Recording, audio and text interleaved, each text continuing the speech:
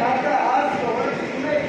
ये विश्वास देखील आपण हटवून व्यक्तीचा त्या मैदान कामाचे शब्द निघाले त्या व्यक्तीसाठी काम करावी हे शब्द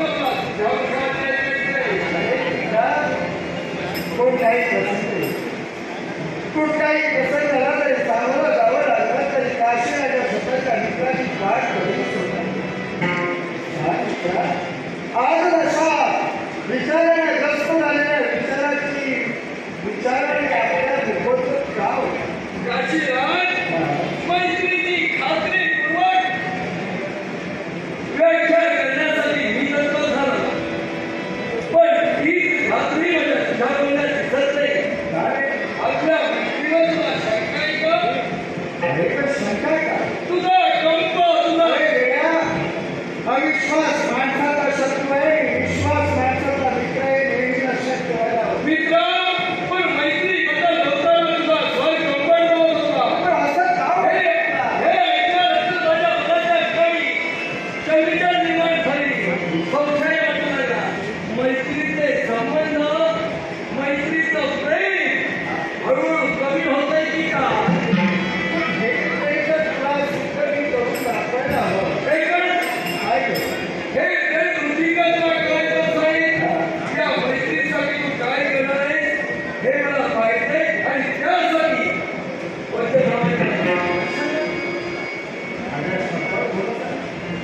अरे एवढ्या वेळात बोलणारे घेतले जाणारे माझ्या स्पर्शातून देवाला साक्ष ठेवून त्या परमेश्वरा तटस्थ ठेवून हा काशीला आहे तुला वचन देत आहे वचन देत आहे. झालं समाधान? आता मनाचं समाधान झालं. मित्र शोभराज करा मित्र शोभराज करा मित्र हा खटाटो होता आणि कशाचा म्हणजे आज तुझ्या मित्राच्या बाबतीत घडलेले भाग असं काय घडेल तू मला वचन देऊन वचनबद्ध झालाय. मित्राचे या वचनासाठी करायला हवंच नाही का? मित्रा तुझ्या शब्दामध्ये ही कंपनता कुठंतरी मला संशयाला जागा तेव्हा तू मला स्वतः मित्र हेच सांगण्याचा प्रयत्न मी करतोय. फक्त 3 दिवस तुझ्या काशी नगरात मला तू सहाय्य करावंस आणि या 3 दिवसापर्यंत माझं रक्षण करावं. माझं रक्षण करावं अरे तुझं रक्षण करण्यासाठी असं काय घडलं का बाबू? रक्षण तुला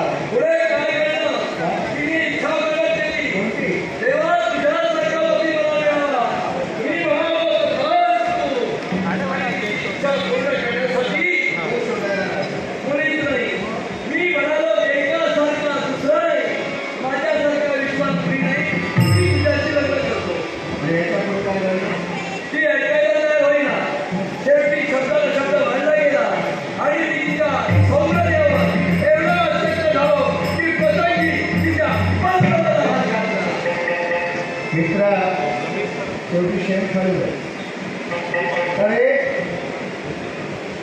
स्वतःच्या तोंडाला काळा फासताना निदान एक राजा हे तरी मान ठेवायला हवं.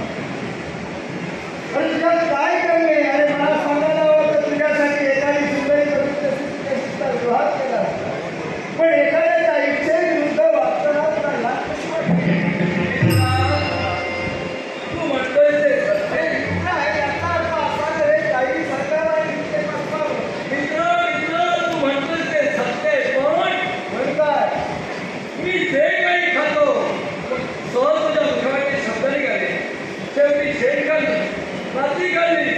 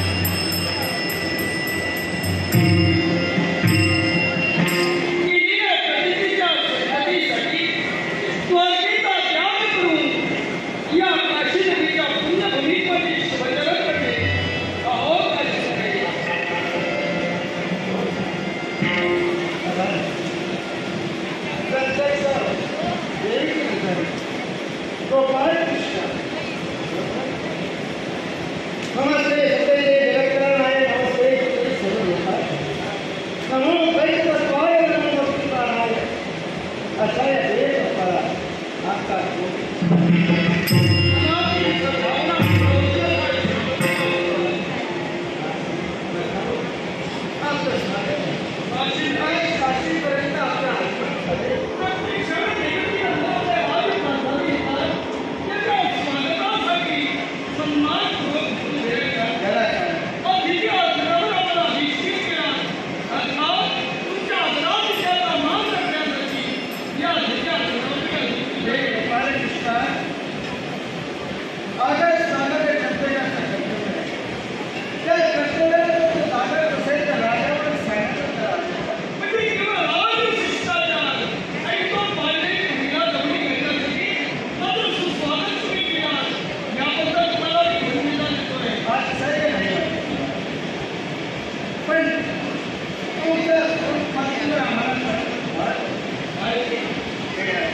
आयुध धारण करून या जगाला का फसवितोय?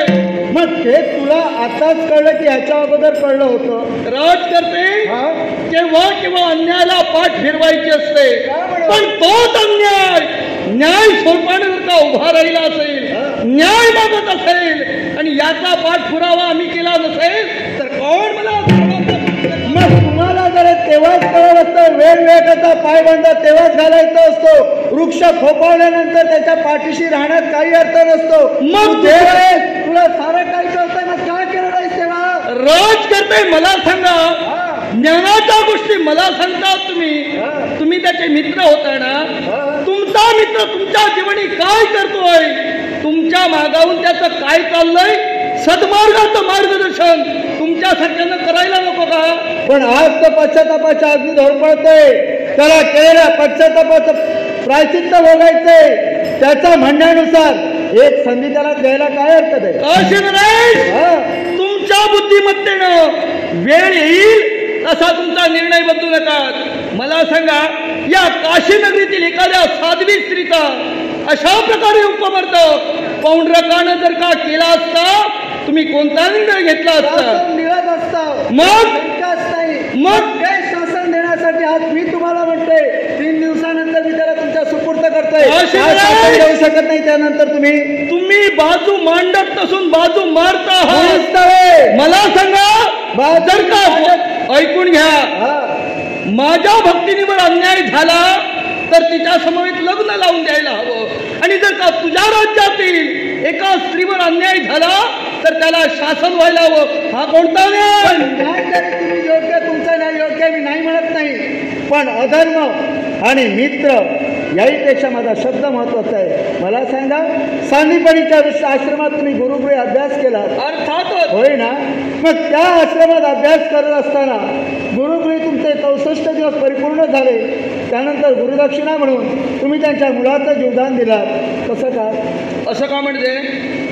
ते तुम्ही नियमाला अनुसरून दिलात.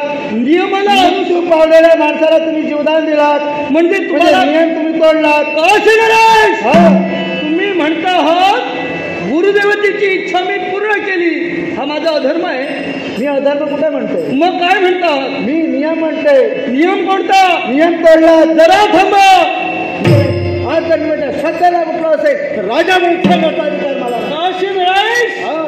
म्हणजे अन्यायाविरुद्ध तुमचा लढा नाही, हा केवळ वचनाच्या परिपूर्ततेसाठी तुमचा अट्टहास असेल, तर मी सुद्धा जो जन्म घेतलाय तो धर्माच्या स्थापनेसाठी, आणि तुमचा तो मित्र त्याला कृष्ण बनवून या जगात प्रतिष्ठा मिळवायची, कारण माझ्यासारखं रूप त्याला प्राप्त झालंय. त्याच्या बाबतीत जे करायचं असेल तर 3 दिवस परिपूर्ण झालं नसतं. त्याला सुळीवर तरी चढवला तरी माझा काही तुम्हाला विरोध नसेल. म्हणजे सांप्रत तुमच्या वचनाला किंमत आहे, देवानं केलेल्या प्रतिज्ञेला किंमत नाही, असा त्याचा अर्थ झाला. साहजिकच आहे. मग जर का तुझ्या मताशी, तुझ्या वचनाच्या वचनबद्धतेसाठी जर का तू झटत असशील, कोणत्या परिणाम सत्य करतोय हे प्रत्यक्षाने पटवून देणार. तू सुद्धा तुझ्या वचनासाठी झटते, मी सुद्धा माझ्या वचनासाठी झटते, कारण तुझ्यासाठी तुझा शब्द प्रिय, मग माझ्यासाठी माझा जर शब्द प्रिय असेल, काय चुकलं माझं? मग सांगू शकत नाही तू, तुझा शब्द महत्वाचा आहे. अरे का करू नये? एका स्त्रीवर अन्याय झाला, अर्थात योग्य वेळी तिला न्याय मिळवून द्यायला नको. न्याय देण्यासाठी मी म्हणतोय 3 दिवसांनी करू शकत नाही. अरे न्याय देण्यापूर्वी मी प्रतिज्ञा केली आहे. प्रतिज्ञा याचा अर्थ तुझा शब्द, तुझं वचन तुझ्याकडे श्रेष्ठ आहे. माझं वचन काय वेगळं आहे? म्हणजे माझ्या वचनाला किंमत नाही. अरे तुझ्या वचनाला किंमत असली असती, पण केव्हा एखादं चांगलं कर्म असतं तर या गोष्टीला किंमत होती.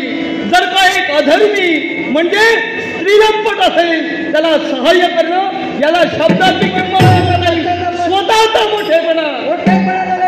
आज जर वचनापेक्षा धोरण स्वतःला सावरण्याचा प्रयत्न करत असेल तर माणसाला संधी द्यावी. अरे ना चुकतो तो मानवाने, चुकतो तो मानवाने, न चुकतो तो ते. आणि एखादा माणूस चुकीला जर कुठेतरी सावरून स्वतःला सावरण्याचा प्रयत्न करत असेल तर त्याला सावरण्यासाठी हे तुझ्या मित्राच्या बाबतीत झालं. पण जिच्यावर अन्याय झालाय ती व्यक्ती म्हणजे ती चंद्रप्रभा या विश्वात उदरमात्यानं जगू शकणार. पण मला सांगा अपराधाची क्षमता केवढी होती? तिचं आयुष्य मातीमोल झालंय. अरे आयुष्य मातीमोल झालं अर्थात म्हणजे एखाद्या चोराला चोरी केली असेल तर त्याला 16 लटकवणार तुम्ही. अरे चोरी करणं हा क्षुल्लकचा अपराध आज त्याने आहे. स्त्रीच्या पल्लवाला हात घालणं हे मरणप्राय दुःख आहे. आणि यासाठी म्हणतोय मी म्हणतोय त्यानं लग्न करण्याचा प्रयत्न केला, त्याला वाटलं लग्न करावं. आणि समजा एक लक्षात ठेव, तू म्हणत असतील हे चुकीचं आहे, समजा त्यानं लग्न केलं असतं तर तुम्ही काही करू शकत नसता. तू काय परमेश्वर आला असता तरी काही करू शकणार. तू परमेश्वर मान्य करताय तर रणांगणात एक योद्धा म्हणून भाई प्रसंगी माघार घेणारा नव्हे.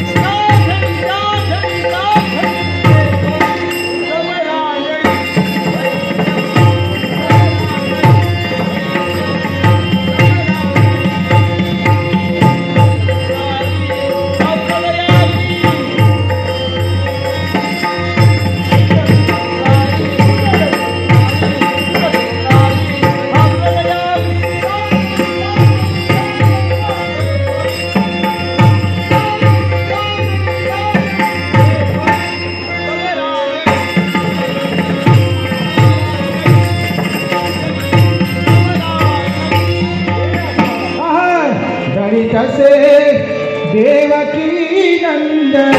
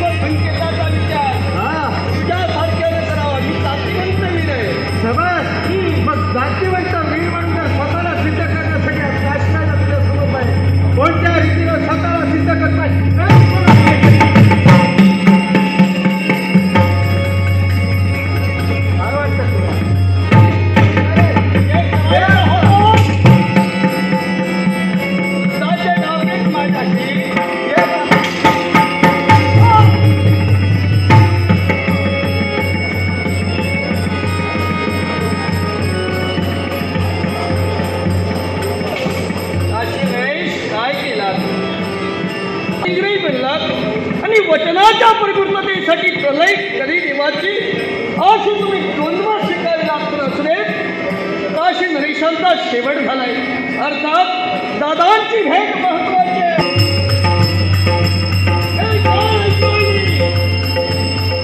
सैनिकांकरवी वार्ता आली, मित्र काशीराजा झाला तिथे माझा मित्र मित्र मित्र मित्र काय केलं दिलेल्या वचनाला लागला लागला या पुंडलिकासाठी स्वतःचा देह झाला तिथे लागला. मित्र एकदा डोळे उघडून पाहणारे मित्र तुझा मित्र पाहुणा घालायला पाहणारे मित्र साक्षी लागला.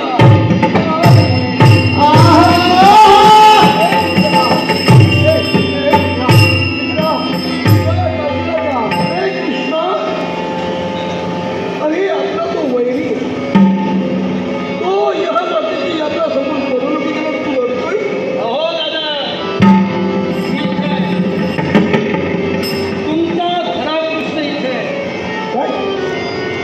दादा असे इकडे या, त्यांच्या बाजूला मी का रडत होतो. जनता उघड्यावर पडली, पोरकी झाली म्हणून मी क्षणभरासाठी दुःखी झालो. पण दादा दादा त्याच्या लाघवी बोलण्याजवळ लक्ष देऊ नका. मला सांगा काशीनरी शराब करण्याचा शेवट या तुमच्या कृष्णानं केला. अर्थात तुमचा कृष्ण रडत बसेल आणि रडत बसेल तो तुमचा कृष्ण कसला. आजपर्यंत मी रडलोय, बरोबर आहे. आजपर्यंत कधी मी रडलोय दादा, तू रडलाच नाही दादा. असं इकडे या, काय चाललंय का? गोड गोड बोलून तुम्हाला फसविण्याचा प्रयत्न करतोय. हा मला सांगा मी कठोर आहे, मी कठोर आहे तेवढा हळवा आहे की नाही. मला सांगा मी हळवा आहे की नाही. काय सांगू, अगदी लहानपणापासून तुम्ही मला ओळखता. तुम्ही दोघे इकडे या. ज्या कृष्णानं तुमच्या समोर प्रतिज्ञा केली तो हा कृष्ण हे मान्य आहे तुम्हाला. म्हणजे मान्य कसं आहे, म्हणजे मान तुम्ही दोघे एकसारखे दिसताय दादा. दोघांच्याही वैजयंती महाराज मोल पिस मस्तकी धारण केली. अर्थात मी संभ्रमित झालो दादा. संभ्रमित होण्याची गरज नाही. तुमच्या चरणाची शपथ घेऊन ज्या कृष्णानं प्रतिज्ञा केली भरल्या दरबारी करुष देशाचा राजकर्ता पौंडरक याला तृतीय दिनाचा भानुवासाला जाण्यापूर्वी योग्य ते शासन केले. तो तुमचा लाडका बंधू तुमच्या समवेत आहे. त्यांच्याशी बोलत राहू नकोस.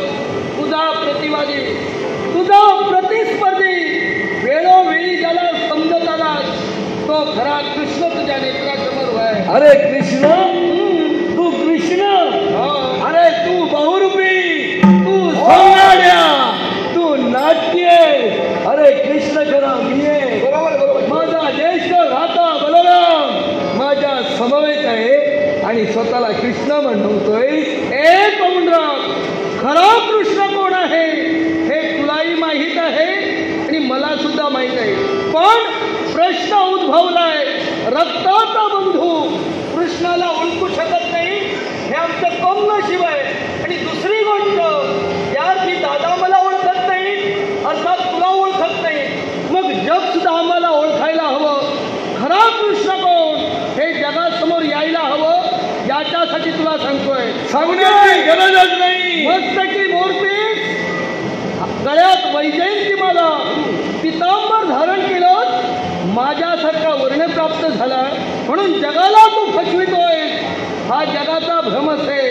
पण तुझ्या या फसव्यापणाला मी फसणारा नव्हे. हे पौंडरक, जगाला तू फसवितोय. अरे खरा कृष्ण मी आहे. माझ्यासारखं रूप धारण करून जगाच्या नेत्रात धूळ फेकण्याचं कार्य तू करतोय. यालाच म्हणतात चोराच्या उलट्या बोंबा. तुम्ही स्वतःला कृष्ण समजताय. अजून एक चिंता होत नाही. तो हा बलरामचा इतका दादा काय माझा कृष्ण, हा कृष्ण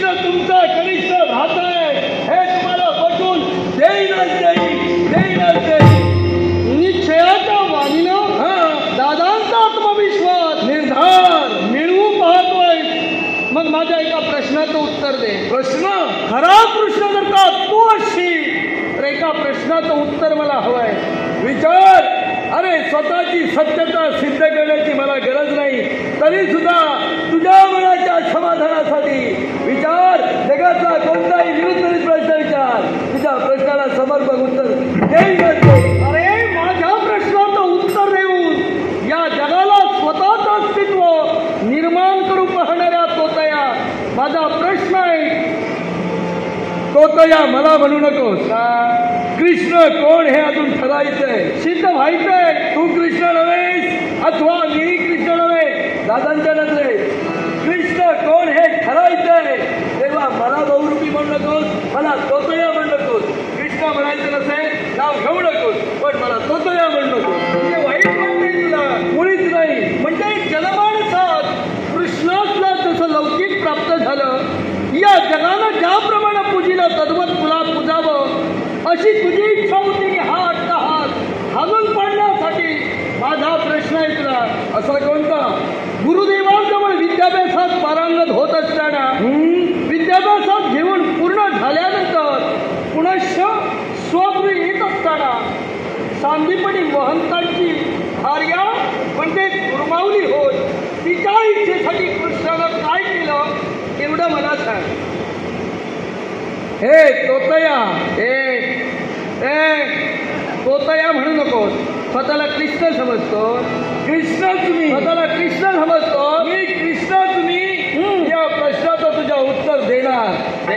कारण जे माझ्या जीवनात घडलंय ते मला सांगायला लाज नाही अथवा त्याची तमाई नाही. काय सांगतेस काय? सांदीपणी महर्षी सांदीपणीच्या गुरुगृही जेव्हा मी विद्याभ्यास संपादन करण्यासाठी गेलो, विद्याभ्यास संपन्न केला आणि ज्यावेळी गुरुदक्षिणा देण्याची वेळ समीप आली, त्यावेळी गुरुमातेनं गुरुमाऊलीनं माझ्याजवळ गुरुदक्षिणा कोणती मागितली माहिती आहे? ऐकूया तरी. त्यांचा पुत्र, त्या पुत्राचं अपहरण झालं होतं.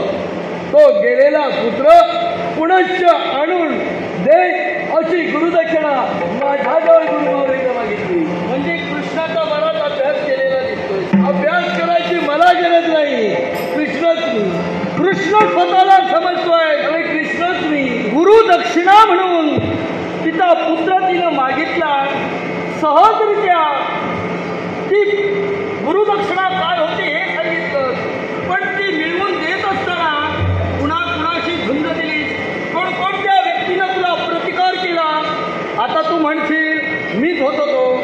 ज्या अर्थी जर का तू असला असशील उत्तर देशील नपेक्षा या प्रश्नाचं उत्तर तुझ्याजवळ नसेल. मला सांग, त्या ठिकाणी गुरुदक्षिणा घेऊन येण्यासाठी म्हणजे पुनर्रत्नाला त्यांच्या पुत्राला घेऊन येण्यासाठी ज्यावेळी कृष्ण निघाला त्यावेळी प्रथम ग्रंथिका कुणाची झाली? हे तोतया, गुरुमाऊलीला गुरुदक्षिणा द्यावी. हे मला सांगतोय, मला तोतया म्हणू नको. जो तोतया असतो ना त्याला तोतया म्हणून देण्याची लाज वाटते. माझं तसं नाही. मला या बाबतीत वाईट वाटत नाही, कारण मी कृष्णच आहे. अरे कृष्ण मी आहे हे आता मी पटवूनच तुला देणार. हे बघ, जो कृष्ण आहे त्याला मी कृष्ण आहे म्हणून सांगण्याची वेळच येत नाही. पण हे जगासमोर कोडा निर्माण झालेला आहे आणि या कोड्याचा उलगडा व्हायलाच हवा. यासाठी तुझ्या प्रश्नाचं उत्तर देतोय.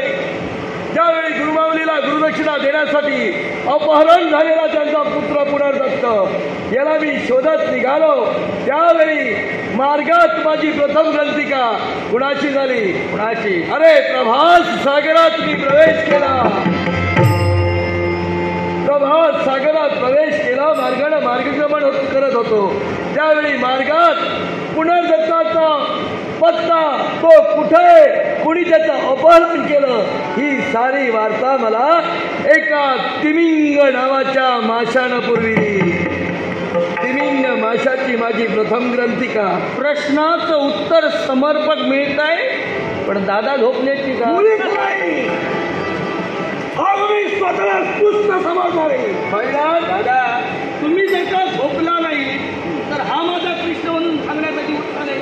कारण हा माझा कृष्ण मी बोलू शकत नाही. तुमचा विश्वास आहे मला कृष्ण नाही म्हणजे माझ्यावरती दोघे जण बोलत असताना झालं हे चुकीचं आहे. वा वा. जोपर्यंत सिद्ध होत नाही तोपर्यंत माझा कृष्ण कोण हे मी म्हणणार नाही. दादा. होऊ जाऊ दे.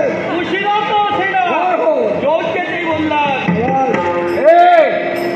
स्वतःला कृष्ण सिद्ध करण्यासाठी तुला काय वाटलं? काय प्रश्न तूच विचारशील मी उत्तर मी देई. म्हणतोय पाठांतर करून आलोय मी. नाही तसंच वाटतंय मला. प्रश्न तू विचारला आणि उत्तर मी देणार. माझं खरंच जसं मला सिद्ध करायचंय तसं ते तुला देखील करायचंय. अरे मला त्याची गरज वाटत नाही म्हणून मी गप्प आहे. मला सांग तू कृष्ण आहेस ना?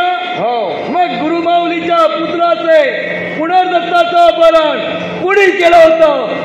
नाव सांग. हे पोंडरक हसलास तिथं फसलास. अरे मी हसतोय कारण माहिती नाही. माहीत नाही म्हणून नाही रे. अरे असं काय करतोय? हातातोंडाशी आलेला घात पटकन खाऊन घ्यायचं असतं. मुळीच नाही का? तुला वाटतंय तसं नाही आहे. तुला माहीत आहे अर्थात तू कृष्ण आहेस का? मुळीच नाही हे सिद्ध होणार. हे सिद्ध तू पण स्वतःला कृष्ण समजू नको. मी मुळीच समजत नाही कारण मी मी स्वतःला कृष्ण समजत नाही कारण मी आहे. पण तुझ्या प्रश्नाचं उत्तर देऊन त्या दादांचा भ्रम दूर करणार. अरे हे भ्रमिष्ठ झाले. बोल दादा. दादा भ्रमिष्ठ म्हणजे तुम्हाला वाईट बोलायचे. या विचाराला प्रश्नाचं उत्तर तुला येत नाही. म्हणजे तू बोलतोय. दादा सत्य हे कटू असतं. तुम्हाला वाईट बोलतो असं म्हणू नका. प्रश्नाचं उत्तर त्याचं मी देणार आहे. पण याला साक्ष तुमची हवी. म्हणतोय ज्या राक्षसानं त्याचं अपहरण केलं होतं म्हणजे गुरुमाऊलीचा पुत्र म्हणजे पुनर्दत्त त्याचं अपहरण कुणी केलं असेल आणि त्या प्रभात क्षेत्री म्हणजे त्या समुद्रात त्याला कुणी छपवून ठेविला असेल. तो राक्षस कोण माहिती का? ज्याला मी धारण केलाय असा तो पांचजन्य राक्षस होय. अरे त्याचा शेवट करून माझ्या हस्ती त्यालाच मी धारण केला आणि मलाच सांगतोय कुणी घेऊन गेला ते सांग. हे चोरा फसवितोय. हे चोरा मी काय करतोय, कुठं जातोय, कसा जातोय, केव्हा जातोय हे मागावून फिरून पाहतच होता. मी चोरत आहे पण मी कशाची चोरी करतो हे अजूनपर्यंत तुम्हाला कळलेलं नाही. मला सांग काय ते? एका प्रश्नाचं तुझ्या मनाचं समाधान झालं? झालं. मग दुसरा प्रश्न माझा तुला आहे. असा कोणता? अजून कृष्ण कोण हे सत्य व्हायचंय, सिद्ध व्हायचंय. सिद्ध होणारच होणार. विचार. मनातील कोणताही प्रश्न विचार. आजपर्यंत ज्या रथावर मी आरूढ होऊन या पृथ्वीवर प्रादाकाम करण्यासाठी सिद्ध होतोय तो कृष्णाचा रथ कोणता आणि त्याचं नाव काय? वाह, माझ्याच रथाचं नाव मलाच विचारतोय. आवडीचा प्रश्न. आवडीचा प्रश्न. अरे ज्या रथावर मी आरूढ होत असतो नित्य. मी आरूढ होतो असतो असं म्हणू नको. कृष्ण आरूढ होतो असं म्हण. ठीक आहे. म्हणजे ज्या रथावर कृष्ण आरूढ होतो भक्तांना दर्शन देण्यासाठी वेळोवेळी वेगवेगळ्या ठिकाणी जात असतो तो कृष्णाचा रथ म्हणजे गरुड ध्वज. गरुड ध्वज रथ म्हणजे कृष्णाचा गरुड ध्वज रथ आहे हे सुद्धा तुला समजलं? अरे समजलं म्हणजे काय माझा आहेच तो. अरे तुझा कसा? नित्य नियमानं त्या रथावर मी आरूढ होत असतो. मला सांग माझा नाही तर कुणाचा? तुझा. हो माझा. तुझा. अरे पण ते सिद्ध व्हायचंय. मग मला सांग तो गरुड ध्वज रथ तुझा तर त्या रथाच्या अश्वाचे वाघदोरे रथ कुशाल दिशेनं हाकणारा माझा म्हणजे कृष्णाचा सारथी कोण रे? ऐक पौंडरक. अरे सांप्रत गरुड ध्वज रथ हाकण्याचं कार्य म्हणजे सारथ्य कर्म कोण करत असेल तर दारू का सारथी हो. दारू का सारथी हो. समजलं? अरे तुला सगळंच कसं माहिती? म्हणजे तुला काय वाटतं? तुझी माहिती घेऊन मी आलोय. मग काय तुझी माहिती घेऊन मी आलोय? हे सिद्ध व्हायचंय तू. कृष्ण कोण तो ठरलेला नाहीये. अरे या सामान्य प्रश्नांनी कृष्ण कोण हे सिद्ध होणार नाही. मला सांग रथाच्या गोष्टी सांगतो, रथाच्या गोष्टी सांगतो. अरे माझाच रथ तो. मग मला सांग, त्या रथाला अश्व किती, त्यांची नावं कोणती आणि कोणत्या रंगाचे ते होते, या प्रश्नाचं उत्तर मला दे. वारे बावळटा, हे म्हणजे तुला समजत होतो तेवढा बावळट नाहीयेस तू. अरे तुम्ही समजता त्या भ्रमात तुम्ही राहू नका. मी बेसावत जरी असलो आणि माझ्या मागवून जरी कटकारस्थान तुम्ही केलात तरी खपून घेणार नाही. वारे बावळटा, म्हणजे शेवटी बराच माझा अभ्यास करून आलायस तू. अरे या जगात तुझाच नव्हे, बऱ्याच जणांचा अभ्यास मी केलेला आहे. मग ऐक, माझ्या रथाला अश्व किती, माझ्या रथाला एकूण अश्व त्यांची केव्हा केला. अरे द्वारकेच्या ठिकाणी वास्तव्य कौस महाराजांनी म्हणजेच मामानी द्वारकेत बोलविलं. त्यावेळी द्वारकेत येत असताना क्रूर काकांसमवेत कृष्ण आणि स्वतः बलराम दादा आमच्या समवेत होते. पण आमचा मार्ग राधेनं अडविला आणि त्या राधेनं मार्ग अडविल्यानंतर प्राणाहून प्रिय असणाऱ्या दोनच गोष्टी म्हणजे माझ्या हाती असणारी बासरी आणि दुसरी म्हणजे माझी राधा.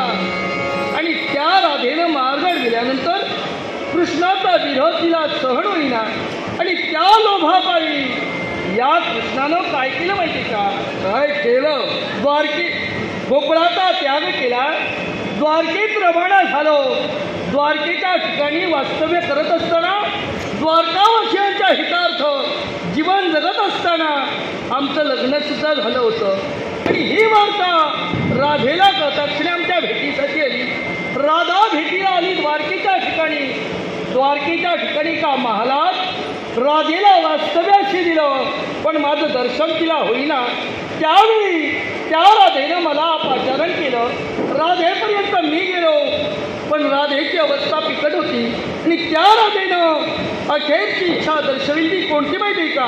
कोणती. हे देवकी नंदना, हे गोपाल कृष्णा, तुझ्या बासरीच्या वेडापायी संसार जरी दुसऱ्याशी केला तरी संग म्हणजे ध्यास तुझा लागला.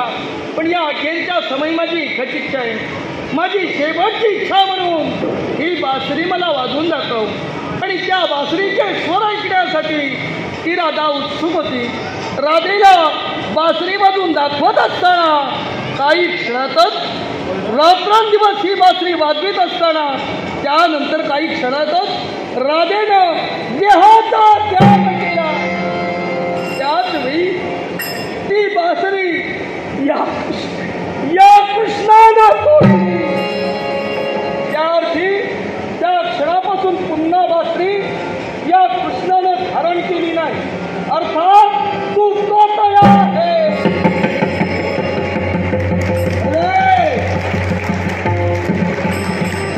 खरा कृष्ण मला तोच आहे. खरा कृष्ण तो आहे. उद्या कृष्ण बनवून खरा कृष्ण तो आहे. कृष्ण समजतो. एक खादाड बलरामा, एक खादाड बलरामा, तुम्हाला काय वाटतं रे. दादा तरी तुम्हाला सांगत होतो त्याच्या बोलण्याला फसू नका. आजपर्यंत तुम्हाला खादाड मी म्हटलंय नाही, त्यावरती हा खादाड म्हणतोय. अर्थात हा तोच आहे. झालाच पाहिजे. अरे दादा दादा दादा म्हणून माझ्या कृष्णाचं नाव खराब जगाला दादागिरी दाखवितोय. या दादाची दादागिरी उतरवून ठेवायची. माझा कृष्णाला आतापर्यंत मला अपशब्दाने बोल. माझा प्रतिवादी म्हणून या जगात वावरत आला. माझा मोठेपणा, माझा सन्मान तुझ्यानं पाहावला नाही. तो सन्मान तुला मिळावा याच्यासाठी कैक प्रयत्न तुझ्या जीवनी केले, पण तेच प्रयत्न आज घालून पाडण्याची वेळ आली.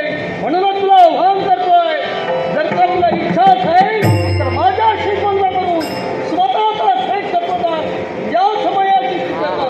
हे कृष्ण, जैसा तू मजसी तैसा मी दुरासी, जशास तसा हर्षास हर्षा हाच न्याय खासा. मग स्वीकारलं आव्हान.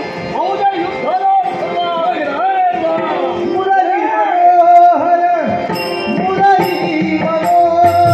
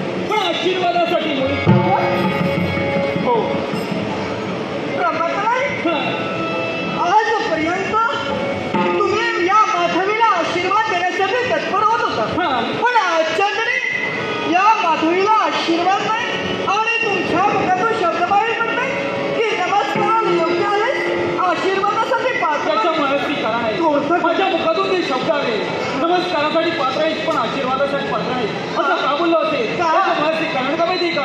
जो तुझा पती त्याच्या मित्रासाठी गेला होता, रक्षण करण्यासाठी गेला होता, पण तिथं झाला तो वेगळा प्रकार. आणि तो वेगळा प्रकार काय जायचा असेल तर तो वेगळा प्रकार देव गोपाल कृष्णानं तुझ्या पतीचा घात केला.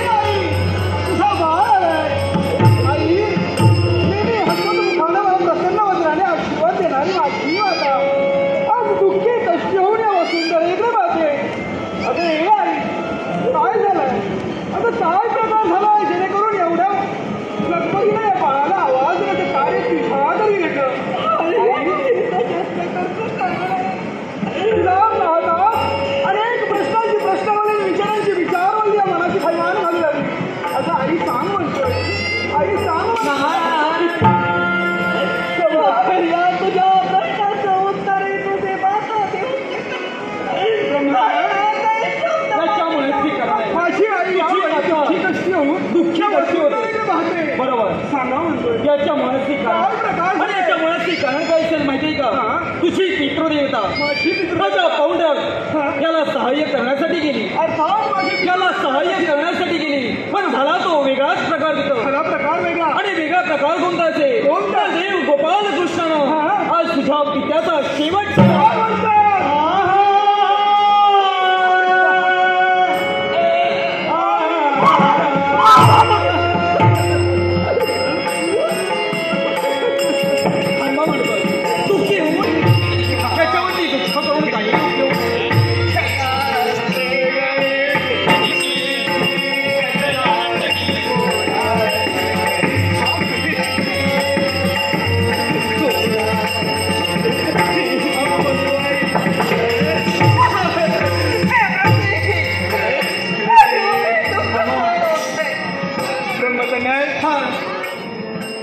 तुमच्या मुखातून निघालेली ती मागवाटेश्वरी तुझ्या पित्याचा घात गोपाल कृष्णाने केला. हो कुठले अश्रू नाही नयनाद्वारे निघावय आई पिताजींच्या रक्तभूमीत जीर्णाच्या अगोदर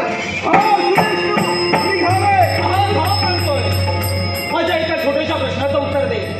ज्या तुझ्या पित्याचा देव गोपाल कृष्णा समोर निभाव लागला नाही की ते तुझे पराक्रम ठरतील का योग्य नाही ना? बोलताय बरोबर ना?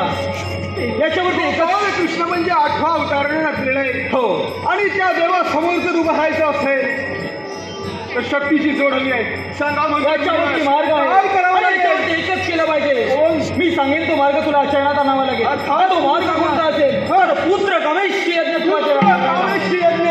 हो आणि त्या यज्ञातून तो पुत्र जन्माला येईल, तो देव गोपाल कृष्णाचा शेवट करेल, त्याच्यावरती मात करेल. शबस तुमचा आशीर्वाद सदैव माझ्या मस्तकी राहू दे. माते आपल्याला हा यज्ञ यासाठी विलंब करून उपयोगाचं नाही. चल म्हणतोय विलंब नको. चला होणं फार तुमच्या पावलावर पाऊल टाकून हा देश तुमच्या मागे येतोय. चल माते हो कसे असाल तसे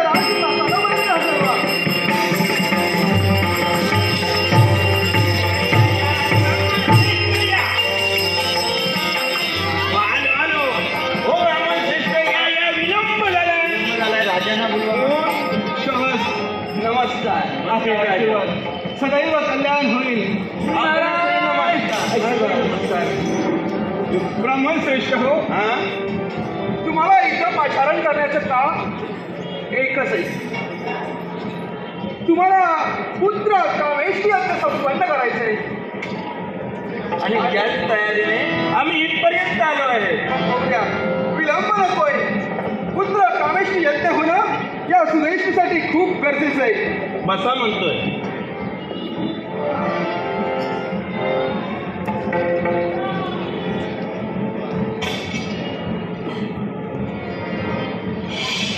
ओम गणेशाय नमः.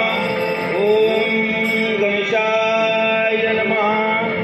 ओम गणेशाय नमः. केशवाय नमः. नारायण नमः. माधवाय नमः. पाणी आचमन करा 2 वेळा. गोविंदाय नमः. गोविंदाय नमः. माझ्या मागून म्हणायचं आहे मम मम पळी पळी पंचपात्री पंचपात्री तामन ताम्हान समयी समयी कलश कलश तबके तबके घंटा. कविता. पुन्हा एकदा 2 वेळा पाणी आचमन करायचं आहे. गोविंदाय नमः. गोविंदाय नमः. ओम केशवाय नमः. ओम नारायण नमः. ओम माधवाय नमः. ओम गोविंदाय नमः.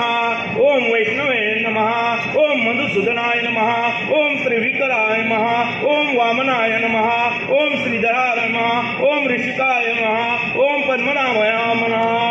प्रवणस्त परब्रह्म ऋषी परमात्मा देवतः दैविकाई स्त्री छंदः कल्पना व्याररुक्त विश्वामित्र जदा जगमदग्नि भरद्वाज गौतम अत्रि वशिष्ठ कश्यप विश्वदेवा देवतः गायत्री अनुष्ठ बृहस्पति श्री गायत्र्या गाथिनो विश्वमित्र देवतः गायत्री छंदः गायत्री शीरसः प्रजा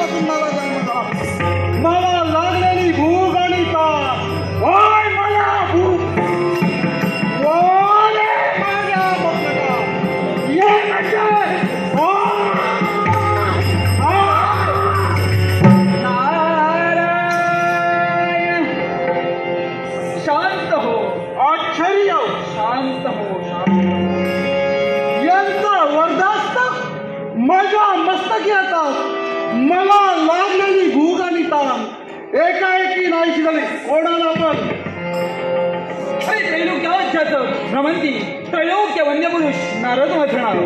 नारद हो मला सांगा, हा बाल्यावस्थ न देता हा तारुण्याने घडलेला भाग तुम्ही मला दिला आणि त्याच्यामुळे श्री कहत आहे.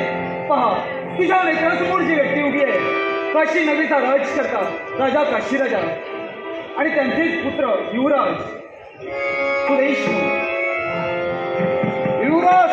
सुदेशू अशी यांच्या देहाला संज्ञा. आणि तुला जन्माला घालण्याचे कारण का माहिती आहे का? यांच्याच पिताश्रींचा घात देव गोपाल कृष्णाने केला. याच्यासाठी तुझा जन्म झाला. यांच्या पिताजींचा घात गोपाळ कृष्णाने केला. मग निघालो पिताजींचा घर सूर घेण्यासाठी. निघाला म्हणतोय देव गोपाल कृष्णांपर्यंत जाशील. त्यांच्याशी संघर्ष कोणता करशील? त्यांनी जर का तुला नाव विचारलं असेल तर तू नाव काय सांगणार त्यांना? बरोबर बरोबर ना? रागाच्या भरात मी जात होतो. माझं नाव काय, मी कोण, कुठून आलो? ऐक म्हणतोय याच यज्ञातून या ज्वालेतून तुझा जन्म झालाय. म्हणून याच्यामुळे सारं विश्व तुला ज्वालाग्नी म्हणून ओळखत. ज्वालाग्नी म्हणून ओळखत. ज्वालाग्नी बस ठरला माझा विचार. समोरच्याने जर का तुला प्रतिकार केला असेल तर त्या प्रतिकाराला शस्त्र म्हणून हे घे म्हणतो.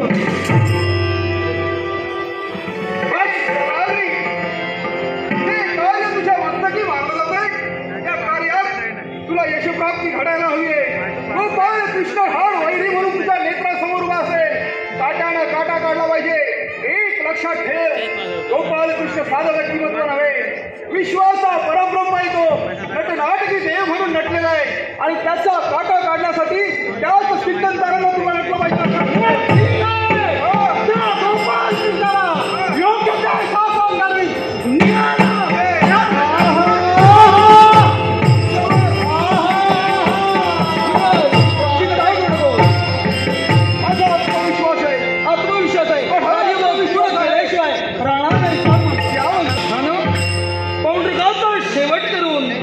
माझ्या नावात त्याच्या नावाची गुंफण केली.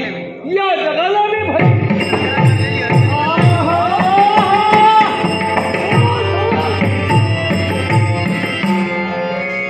महाराष्ट्रीय वर्गच्या राजप्रासादी ही अक्राळ विक्राळ व्यक्ती कोण आहेस तू? ज्वालाग्नी अशी माझा देवाला सांगण्या. हे ज्वालाग्नी थांबे उद्गार. तुझ्या मुखावटी कशासाठी? कोण उद्देशानं? एकाच गोष्टीसाठी. काशी नरेश राजा काशी राजा यांचा सुभाग केलाय, त्याचा सूर देण्यासाठी हा ज्वालाग्नी पर्यंत आलाय. हे ज्वालाग्नी, याच्यापूर्वी त्यांच्या माझ्या युद्धात तुला मी कधीही पाहिलं नाही. त्यांचं माझं जे द्वंद्व झालं ते केवळ त्यांच्या वचनाच्या हट्टासाठी झालं आणि त्या महाद्वंद्व युद्धात तू कुठे होतास? मी जन्माला घातलाय तो राजा युवराज सुदेशू याने मला जन्माला घातलाय आणि विजयाचा दूर घेण्यासाठी त्या कृष्णावर त्याने मला पाठवलंय. म्हणजे काशी नरेश युवराज सुदेशनं यांच्या आज्ञेवरून त्याच्या बापाच्या वधाचा सूड माझ्या माती घेण्यासाठी आलाय. मी तुला एकच निक्षून सांगतोय, मी जे करतोय हे स्वार्थासाठी नव्हे, जनहितासाठी आणि या विश्वाच्या उत्कर्षासाठी. त्यावेळी माझ्या धर्मात तुझा धर्म नकोय, तुझा अडथळा नकोय. कृष्ण, मी जाईन तो केला ज्यावेळी तुला ठार मारी त्या काशी राजाचा त्यावेळी तू निघून जाईल. हे ज्वालाग्नी, ज्या ठिकाणी तू आलाय, ज्याला तू आव्हान करतोय, कदाचित त्याच्या स्वरूपाची त्याच्या महत्वाची ओळखी तुला नसेल, पण जर का बऱ्या मुलाला गेला नसशील तर तुला जाग जागे घेतले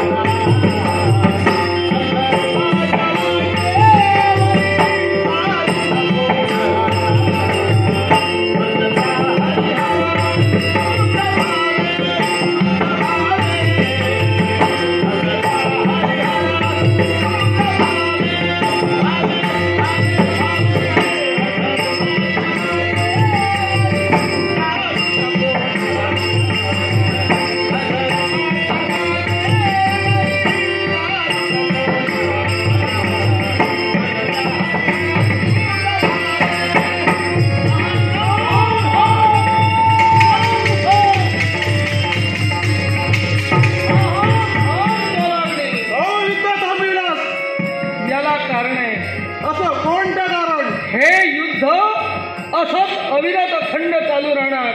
याचा निर्णय केव्हाही होणार नाही, म्हणूनच हे युद्ध थांबलंय. तू मला ओळखत नाही हे तुझं ज्ञान आहे, पण माझी ओळखी तुला करून देणार आहे. कारण मी तुला ओळखतोय, तू शिवशक्ती आहेस. अर्थात मी कोणीची जाणीव तुला करून देण्यासाठी या समयाची पहा. तुझी जाणीव तुला करून देतोय, माझी ओळखी तुला करून देतोय.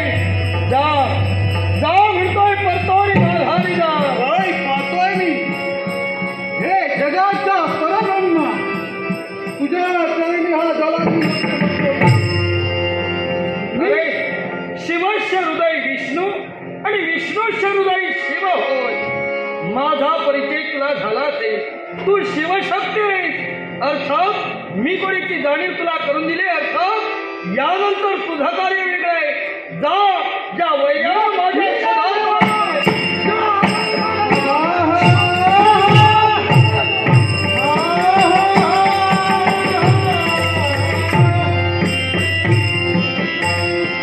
मला प्रतिकार करण्यासाठी जो ज्वालाग्नी आला त्याला मी परतवून लावण्याचं कार्य केलं. अर्थात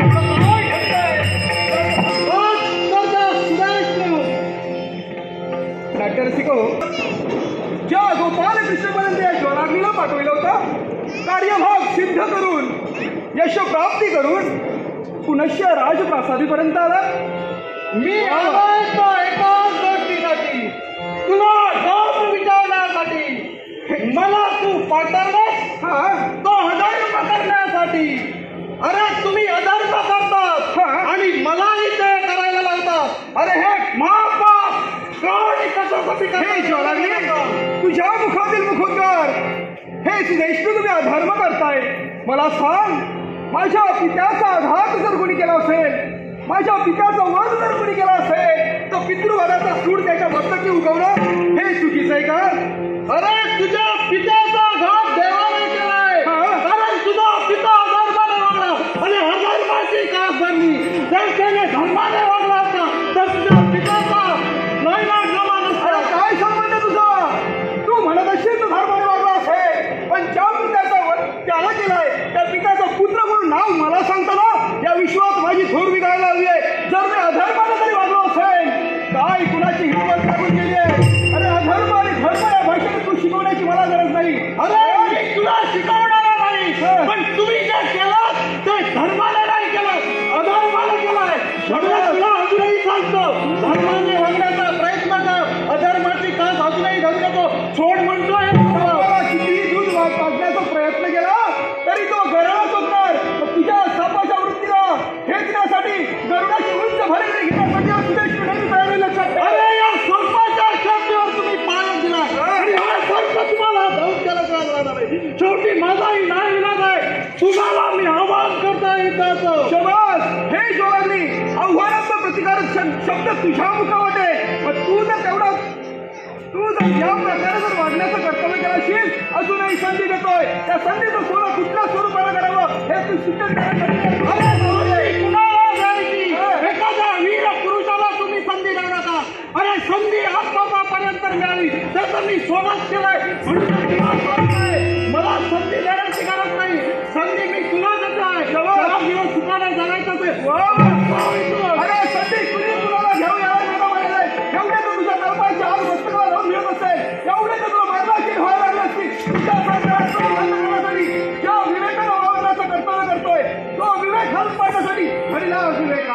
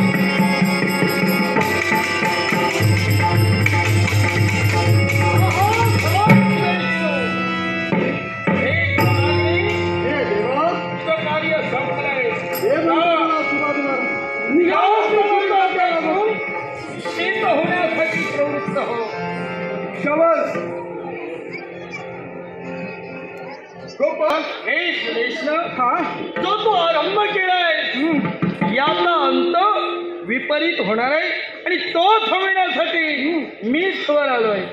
सुरुवात तुम्ही केलात, शेवट मीच करणार आहे. नाही, तो शेवट करत असताना तुझा शेवट झाला नाही म्हणजे मी विलस. चिंता करू नका, मी वर्तमान काळात पावलं अशी टाकतो की भविष्यात त्याचा मला फायदा व्हायला हवाय. भविष्य माझं मला सुखकर बनवायचंय.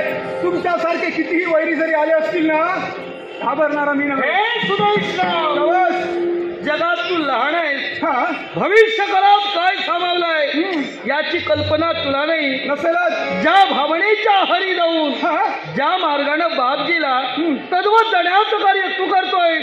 बापाच्या वधाचा सूड देवकी नंदनाच्या माथे घेईल. ही जी स्वप्न आहेत ना, ही स्वप्न कधी पूर्ण होणार नाही. माझी तुला सूचना आहे. कोणती माहिती आहे का? कोणती? ज्या मार्गाचं तू अवलंबन केलाय हा मार्ग थांबून बापानंतर हे सुखानं राज्य करून प्रजेचं हित तुझ्यासारख्यानं साधावं ही प्रामाणिक सद्भावना. हे विश्वाच्या दयेच्या देवा गोपाळ कृष्ण, मला सांग, असा काय गुन्हा माझ्या वडिलांनी केला होता त्यांचा वध करण्यासाठी तुम्ही सिद्ध झालात? हे सुदेशना, सहज तू बोलून गेलास. हे देव गोपाल कृष्णा, हे दयेचा देवा. नवस. मी दयेचा देव आहे हे तरी तू मान्य केलं. कारण तू अधर्माचा शेवट करत असताना तुझा बाप त्यात संपला, ऐकत नव्हता म्हणून शेवट झाला. अर्थात ती वेळ तुझ्यावर येऊ नये असं मला वाटतंय. गोपाळ कृष्ण, तुझ्या मुखावाटे निघाले मुखोद्गार. तुझ्या पित्यानं मला अधर्म केला. मला सांग, मित्राला मित्राची जर मित्राने मित्राची बाजू घेतली नसेल, त्याला अभय दिलं नसेल, तर त्याला या विश्वात कुणी मित्र म्हणणार आहे? अरे तुझा बाप आपल्या जागी योग्य होता, पण त्याची परिणिती काय झाली? काय झाली? मित्रासाठी पुण्यवान राज्यकर्ता तो अधर्माने मारला गेला. अधर्माच्या वतीनं लढत असताना मारला गेला. हे त्याच्यासाठी उचित आहे का? आणि ते करत असताना तो संपला, त्याचा मित्र संपला. अर्थात तुझ्यासारख्याने सुधारायला नको का? मला सांगा, पौंड्रक राजांना मारण्यासाठी तुम्ही स्वतः हाती शस्त्र घेतलात, त्यांना मारला देखील. मग मला सांगा, हा विषय इथंच मिटवता आला असता. माझ्या पित्याचा वध करण्याची काय गरज होती तुम्हाला? अरे वेड्या, हे तुझं अज्ञान झालं. एखाद्या गोष्टीसाठी पुरेशी माहिती असावी लागते. पौंड्रकाचा शेवट नंतर झाला. त्याच्या रक्षणासाठी झटणारा तुझा बाप त्याच्या अगोदर मेलाय.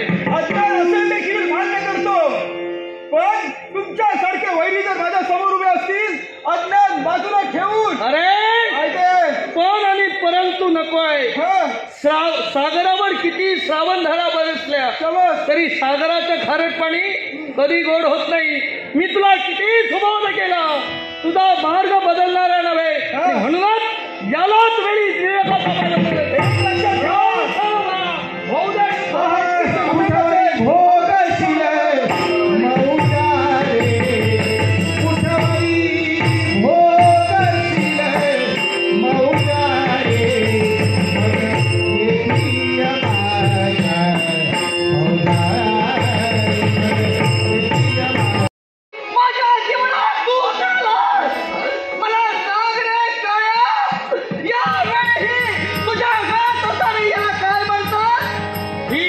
रक्षणाची ब्रिदावली हो. भक्त रक्षणाची ब्रिदावली. अरे हे भक्त रक्षणाची ब्रिदावली अगं, ही भक्त रक्षणाची ब्रिदावली आहे हे तुझ्या सौभाग्य धनाला कळलं नाही, म्हणूनच त्याचा शेवट झाला. माझं महत्व तुझ्या पुत्राला पटवून देत असताना तो स्वतःच्या बुद्धीनं पटवून घेईना, म्हणून त्याचा शेवट झाला. अर्थात या समयाची जर का मला तू दोष देत असतील तर मी निर्दोष आहे. तू आहेस तो भक्त आणि भक्त दोषी. मला सांग, भक्तांचं रक्षण करायचं असतं की भक्षण करायचं असतं? मग तू एक स्त्री आहेस, स्त्रीच्या भावना समजू शकतेस. ज्या पौंड्रकानं एका स्त्रीला छळण्याचं कार्य केलं ती एक स्त्री होती. मग त्या स्त्रीला छळणाऱ्या व्यक्तीला म्हणजे पौंड्रकाला तुझ्या नवऱ्यानं का सहाय्य केलं? मला सांगा हो, माझ्या नवऱ्याला आणि त्या पौंड्रकानं दिलेलं वचन, या वचनासाठी भक्त मात्र सौभाग्याचा धनी लागला. म्हणून मला सांग, यात काय त्यांचा अपराध होता की काय? हा त्याचा अपराध होता. कारण एका स्त्रीच्या पल्लवाला हात घालणं हा अविचार झाला. अविचाराला प्रोत्साहन देणं, अन्यायाला पाठीशी घालणं हा अपराध झाला. आणि तो अपराध जाणून तुझ्या सौभाग्य धण्याचा शेवट या कृष्णाने केलाय. पण भावनेच्या आहारी तू जाऊ नको. वेळोवेळी पदोपदी मला शस्त्र धरायला भाग पाडू नको. ज्या तुझ्या पुत्राचा, ज्या तुझ्या सौभाग्य धण्याचा शेवट ज्या कृष्णाने केलाय त्यांचा शेवट माझ्या हातून झाल्यामुळं त्यांना कोणतं स्थान प्राप्त झालं माहितीये का? कोणतं स्थान प्राप्त झालंय? वेडे, वास्तविकरित्या तू एक स्त्री आहेस. हा? पतीच्या सुखदुःखाची वाटेकरी आहेस. अर्थात पती जर का मार्ग चुकत असेल तर त्याला योग्य तो मार्ग तू दाखवायला हवा होतास. कारण अर्थ भार्या मनुष्यस्य भार्या श्रेष्ठतम सखा भार्या मुलम त्रिवर्गस्य भार्या मुलम तरिष्यः. माणसाच्या जीवनात स्त्रीचं अंग हे अर्ध असतं. धर्म, अर्थ, काम हे 3 पुरुषार्थ जर का उद्धरून जायचे असतील तर सहकार्य हे पत्नीचंच लाभत असतं. या जगात पुरुषाचा खरा मित्र कोण असेल तर त्याची पत्नी होय. त्याची मैत्रिणी तूच होतीस, जीवनाची साथीदारी तूच होतीस. तो चुकत होता त्याला वेळीच सावधगिरीचा इशारा तू द्यायला हवा होतास. पण तसं न केल्यामुळं आज वेळ टळून गेली. माझ्या हातून ते मारले गेले. अर्थात माझ्या हातून मृत्यू आल्यानंतर त्या दोघांनाही ते पहा अधस्थान प्राप्त झालाय. होय? देवा, माझ्या सौभाग्य धनाला आणि माझ्या पुत्राला तू जे स्थान दिलंय, खरोखरच देवा, मी भावड्याच्या आहारी गेले आणि तुला नको नको त्या शब्दाने तांडण करण्याचा प्रयत्न केला. महाराणी माधवी, देवा, माझा चुकला रे. आज खऱ्या अर्थानं त्यांना ते स्थान कशामुळे प्राप्त झालं माहितीये का? कशामुळे? वीराच्या जन्म यावे त्यानं समरांगणे म्हणावे. समरांगणात मृत्यू आल्यानंतर त्याला वीरगती प्राप्त होते आणि ती वीरगती तुझ्या पुत्रालाच नव्हे तर तुझ्या पतीला सुद्धा प्राप्त झाली. या तुझ्या काशी नगरीला सांप्रत गरज आहे तुझी. कारण साम्राज्याची साम्राज्ञी म्हणून या प्रजेचं हित पाहणं, त्यांना योग्य तो न्याय देणं हे पतीनंतर तुझं कर्तव्य ठरत आहे. देवा, या माझ्या राज्यातील सर्व प्रजनांना तुझ्या कृपेचा आशीर्वाद राहू दे एवढे तुझ्याजवळ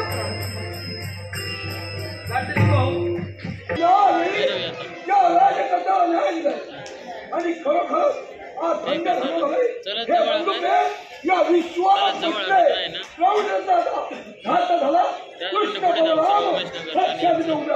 दादा, या साध्वी स्त्रीनं माझी मनधरणी केली. तेव्हा तिच्या पतीचं स्थान तिला मी दाखविण्यासाठी प्रवृत्त झालोय. माझ्या मूर्तिवंत स्वरूपाचं दर्शन तिला घडलंय. अर्थात तुझं भविष्य उज्ज्वल करण्यासाठी तुला आशीर्वाद देतोय. काशी नगरीची धुळा सामान्य गती असा चंद्रकांत गोसावी, चाफेकोन 500 रुपये.